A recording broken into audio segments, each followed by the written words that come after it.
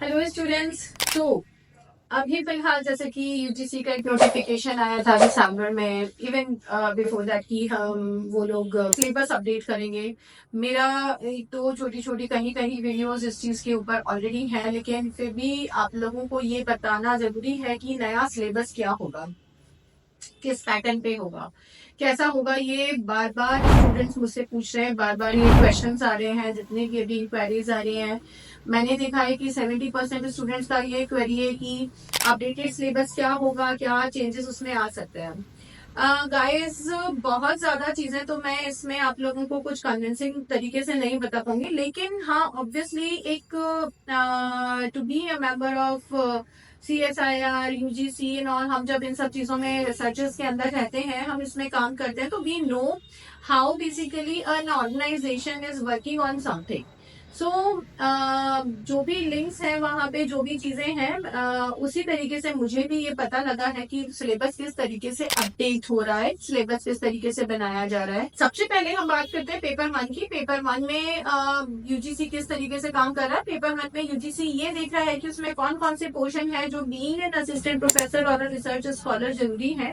बच्चों को इन चीजों के बारे में पता होना ही चाहिए।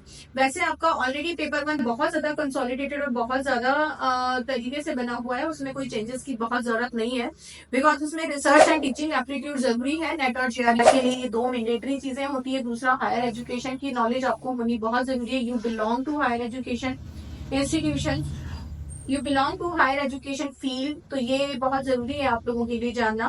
देन उसके बाद आपका चीजें आ जाती है communication and ICT. That is very basic कि अगर आप कम्युनिकेशन और आईसीटी के बारे में नहीं जानते हैं तो आप आज के एजुकेशन के बारे में क्या बात कर सकते हैं या क्या उसके बारे में जानते होंगे।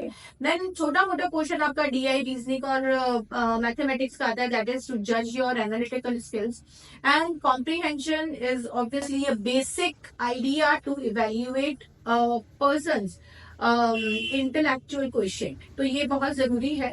आफ्टर ऑल इसमें हिंदी और इंग्लिश का आपका कोई कॉमन एग्जाम नहीं होता। मे बी ये हो सकता है कि यहाँ पे जो आपका एनवायरमेंट, पीपल एंड एनवायरमेंट का एक क्वेश्चन होता है वो है, उसके साथ साथ हिंदी और इंग्लिश को कुछ ऐड कर दिया जाए, जैसा कि भी चल रहा है हर एग्जाम्स के लिए। तो बस एक यही प्रोबेबिलिटी है, बाकी कुछ भी नहीं। बाकी आपका जैसा पेपर चलता आ रहा है उसी तरीके से रहेगा। हाँ, पेपर 2 में मैं ये बात कर सकती हूँ, स्पेशली फॉर इंग्लिश स्टूडेंट्स ही बात करना चाहूंगी। पेपर 2 के अंदर क्या है कि आपके जो अभी सेक्शंस दे रखे हैं with name poetry, drama, fiction, non fiction and then उसके बाद कल्चरल स्टडीज, थ्योरीज, बस इसी तरीके से टाइटल्स दे रखे हैं, कुछ स्पेसिफाइड नहीं है। लेकिन एनटीए जितने भी एग्जाम्स ले रहा है उन एग्जाम्स में हम ये देखेंगे कि जो सिलेबस है वो बेसिकली बहुत प्रिसाइज है। कहीं पे भी इस तरीके से बस एक टर्म देके नहीं छोड़ा हुआ है, वहां पे मेंशन है राइटर्स के नाम, उनके वर्क्स के नाम तक। यूपीएससी वगैरह में आपके बाकी के जो भी एग्जाम्स होते हैं, पीजीटी वगैरह, इन सब में मेंशन है। नेट जेआरएफ में कुछ मेंशन नहीं है। तो यहाँ पे इन टर्म्स में हो सकता है कि कुछ लिमिटेशंस रख के या किसी चीज को फिर से स्पेसिफाई किया जाए, जैसे कि जब सब्जेक्टिव मोड पे सिलेबस था तो वो एक स्पेसिफाइड सिलेबस दिया जाता था। तो आई एम होपिंग कि अब वापस से यूजीसी उस पर वर्क करेगा और स्टूडेंट्स को उनके चॉइसेस के बेस पे एक सेक्शन तैयार करके अपना पेपर देने की लिबर्टी देगा। बिसाइड्स कि वो पूरे एक पैसिफिक रिम में गोता लगाए और वहां से चीजें निकाल के लेकर आए। उससे बेटर है कि शायद यूजीसी उन्हें ये बोले कि जो कॉमन चीजें हैं like British, Indian, American literature बहुत कॉमन पे है, तो उसको एक कॉमन पेपर रखे और फिर से एक पर्टिकुलर पोर्शन वो अपने चॉइस का लेके उसे सॉल्व कर सकते हैं। मे बी इस तरीके की चीजें होगी या फिर आपके स्पेसिफाइड चीजों को वहां दिया जाएगा। So this is the whole idea about the updated syllabus of UGC.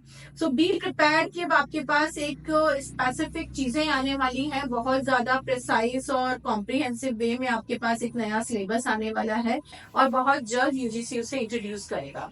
So to know more about UGC and UGC update notifications and all about NTA NET JRF exam, please stay tuned and subscribe us to get more and more knowledge speedy way. Thank you.